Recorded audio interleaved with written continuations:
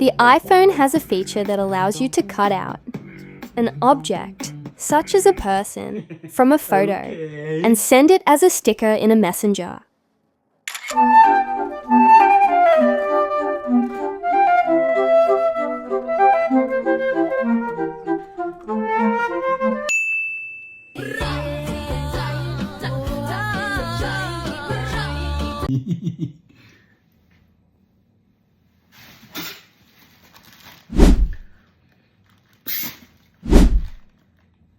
No need to take it slow. I'll step into your time.